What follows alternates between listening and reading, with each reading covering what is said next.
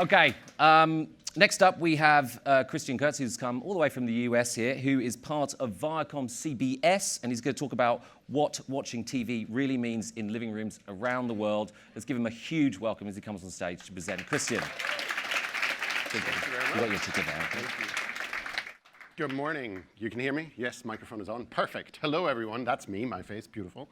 Right, I'm here to talk about today's TV as opposed to yesterday's TV or TV from 20 years ago, right? So this is the challenge that we set ourselves, starting at, okay, what do consumers really talk about this? We in the industry slice everything up into 3 or 4 letter acronyms in so many different ways, and we truly wanted to understand what does all of this stuff look like from a consumer perspective. Starting though, ViacomCBS, as Justin correctly pronounced it, we're still struggling to change all of the business cards and all those various things, is the coming together of CBS and Viacom, which includes, of course, Network 10 down here, as well as our other free-to-air channels, Channel 5 in the UK, CBS in the US, Telefe in Argentina, with our traditional cable brands, all the way from Nick Jr., Nickelodeon, MTV, Comedy Central, to Paramount, the film studio, as well as, of course, the TV channels. And then what's not on here, or what some of it is on here, our digital assets. So Pluto TV is an AVOD player, but also things like VidCon and Awesomeness, much more on the younger end. So with all of that together, what we're really trying to do is, and certainly what I'm trying to do as somebody who heads up the insights function of that, is to try and understand people. People in general, people from 0 to, I don't know, 95, 112, and see how behaviors are shifting and how behaviors are changing. And we're doing this in order to really try and put insights, consumer insights, at the bottom of everything we do as the foundation on which to build a business or a house or a brand or content or marketing or whatever it is. And this quote from our president and CEO really brings that to life for us. And I actually, by the way, I truly believe that, and I believe that he believes that too. So we really try and understand the consumers, and we talk to them a lot. With all that said, oh, sorry, that was too quick. I should know what my next slide is. The introduction to why TV matters so much. There's other people who say this much better, so I'm going to play a quick clip from Bryan Cranston from last year's Emmy Awards. This was the opening, and some of you may remember that, but it really brings to life what we're trying to do. 50 years ago,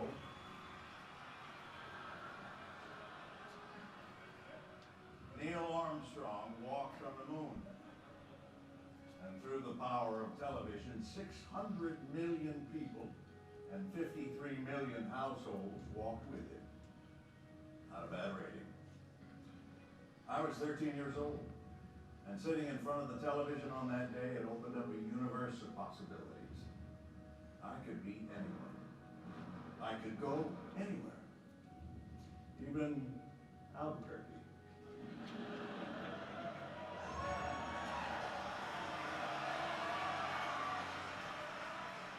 "50 years later, television still transports us to faraway places, like Winterfell, the Upside Down, even Paradise. And it welcomes us into a family home where we laugh with the Dumpies and we cry with the Pearsons. And that's multiple times every single week. Please, stop making us cry. Television has never been bigger. Television has never mattered more. And television has never been this damn good." Right, so I couldn't say it any better than that. Television has never been this damn good. And the really interesting thing is that consumers absolutely appreciate that. They hear that. And when you speak with them, and part of this project was sitting with people in their living rooms watching TV together, which, by the way, is exciting. Almost as exciting as watching Gogglebox, which is the same thing.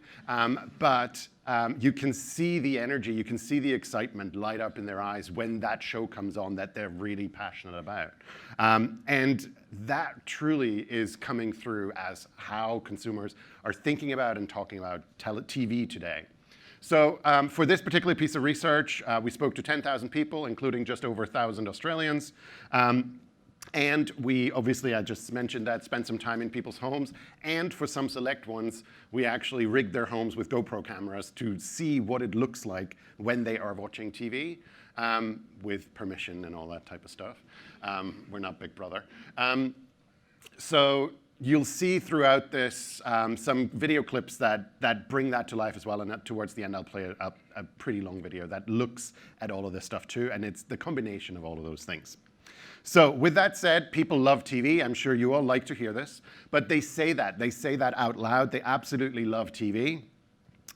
They feel that TV is part of their life, part of their everyday engagement with everything. And also, it's seen as a very, very important source of entertainment and enjoyment. Really not surprising.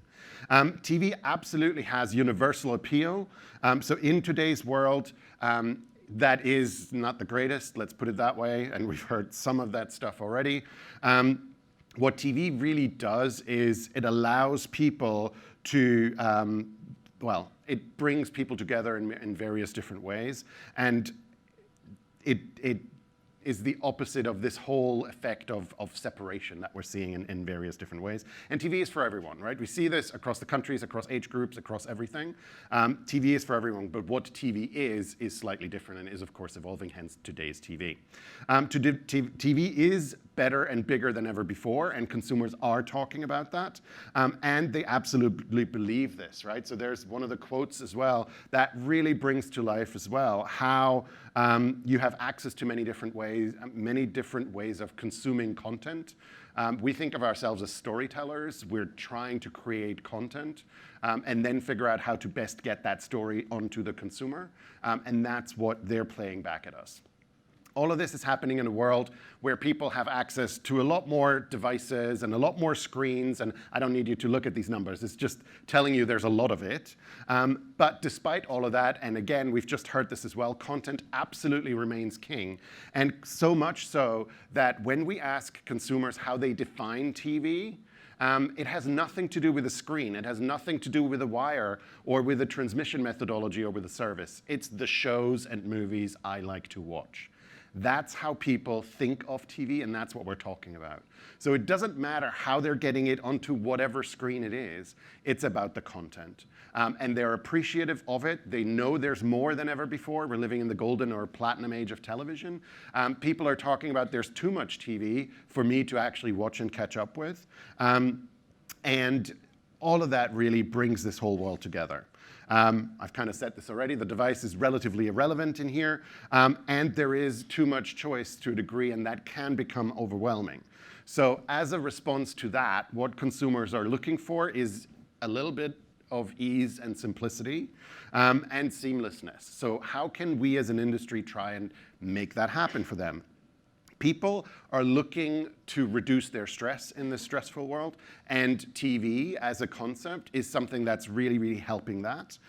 It's about comfort. It's about comfort TV from that perspective. And again, what that means for any one of you is slightly different, presumably, but the ecosystem allows that and brings all of that together. We also know that searching for the right thing to watch is becoming overwhelming. This is the one US number we have in here because that's the only place where it seems to be measured. It takes people an average of 7 minutes to select something in an SVOD environment. By that time, my food has gone cold. So this is the whole idea of, right, we need to figure out how we make some of these choices easier. And we are actually seeing a resurgence in a linear consumption methodology. That does not necessarily mean free over-the-air TV in a linear way, but linear consumption is something that consumers are gravitating towards as well, which is why in some of the AVOD players like Pluto, there's a big element around linear stuff in it because it allows you to get to the content much quicker. And yes, of course, there is lean forward, there is lean back. You want both of those. But TV is flexible and is versatile, and it's an and, not an or. So consumers want that simplicity. They want access to everything all the time, everywhere. I mean, that's not new. That's also not a business model. But we're trying to get to that point to try and figure out how all of that stuff comes together. And they also default to content that they're familiar with.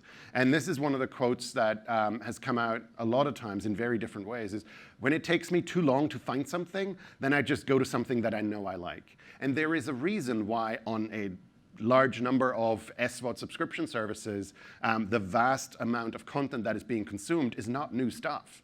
It's the familiar stuff. It's the legacy nostalgia content that people are tuning into and watching for the 50th time because it's good stuff. It's good content, and I don't have to think too much about it.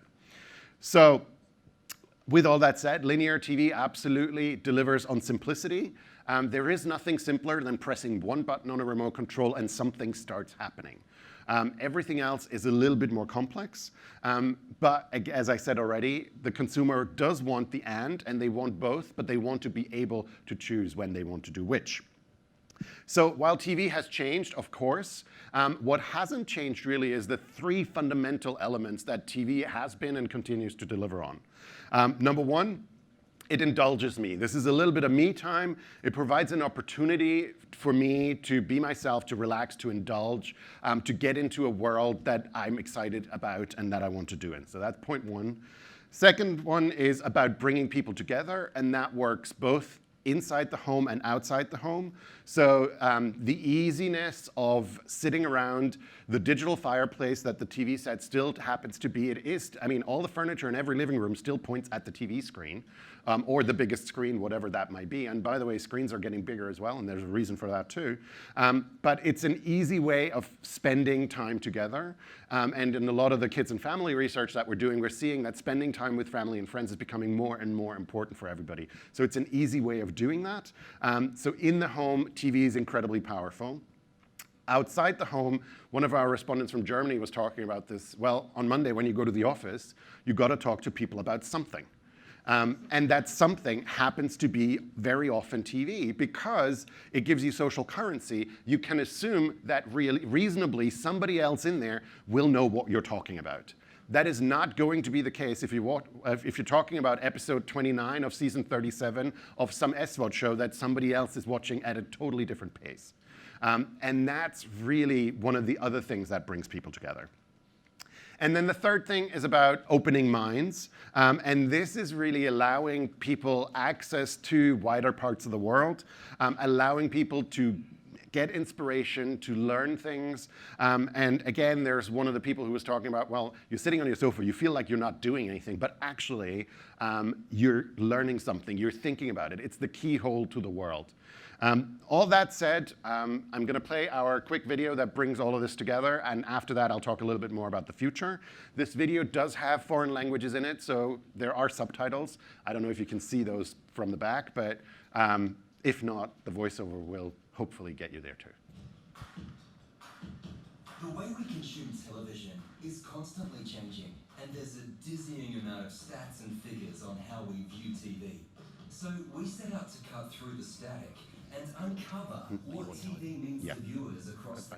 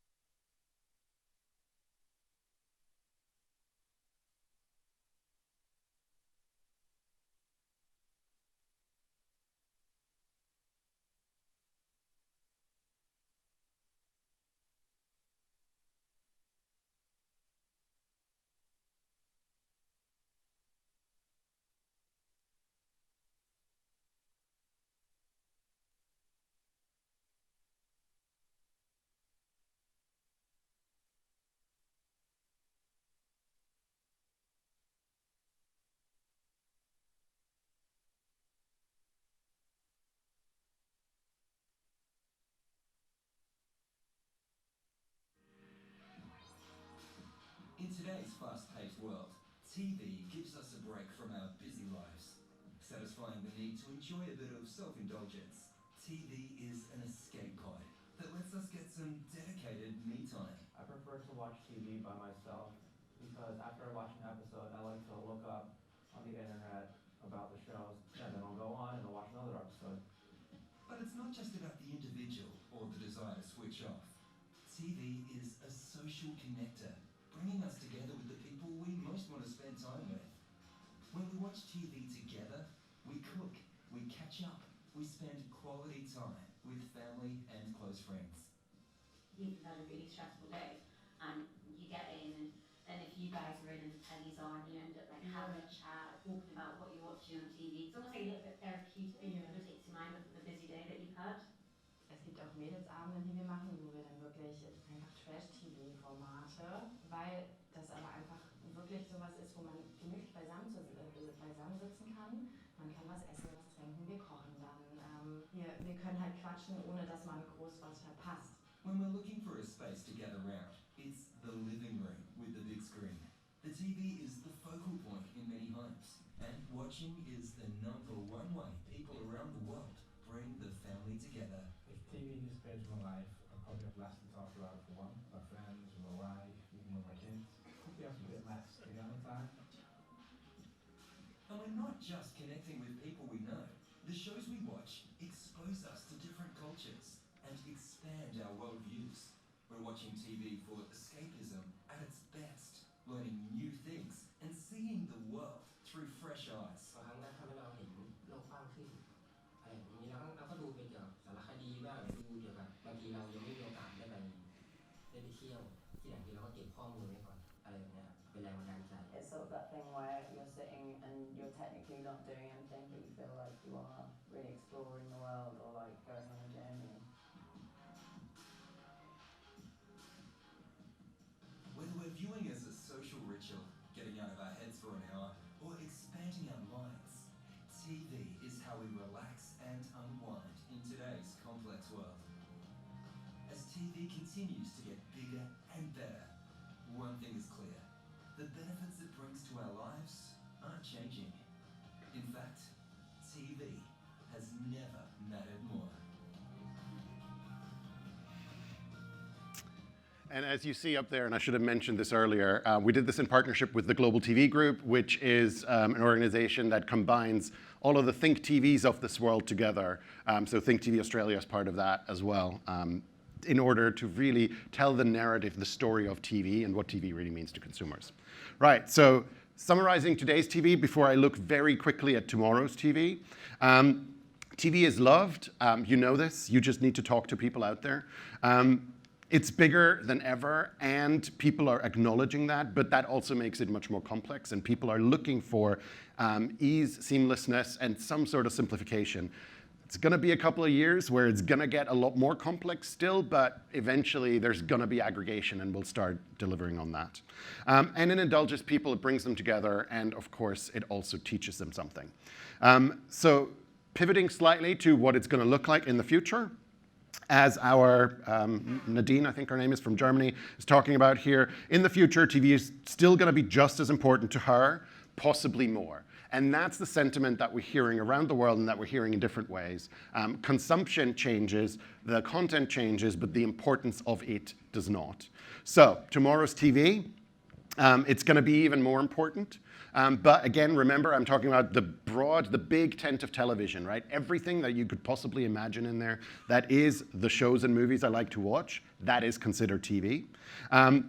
Yet, as it becomes hyper-personalized, we're running a risk of losing some of that bringing people together throughout cultures and society. So there is an element of interesting elements there, because we don't want TV to become echo chambers like social media has. So there's an interesting element that we have to look at over the next couple of years. And then finally, the simplicity of linear TV does have something to offer. It will be delivered in many different ways and variable ways, but the simplicity is absolutely encouraging. And then the last thing to say is when Disney Plus launched in the US a few months ago, there was a whole lot of Twitter conversation among consumers, not the industry, all about how this is exciting and this is wonderful, but Now I have to buy another thing to watch the same content that I already had over here somewhere else. And within 3 or 4 tweets, they got to the point of saying, wonder when somebody's going to come up with the idea of bundling all of this stuff together. Oh yeah, that's cable. And that's where the consumer is starting to get to as well. So the element of aggregation, be that delivered through set-top box providers and cable satellite companies that are including some of these things, be that through device manufacturers like a Roku, like a Fire, Amazon, or be that through industry collaborations, where in a number of markets, the broadcasters and cable companies are starting to work together to create single systems that are making things easier for consumers. We'll see which one is going to play out where and how, but there will be simplification. And that's really it for me. So thank you very much. And I think we have time for one question or two. I don't know.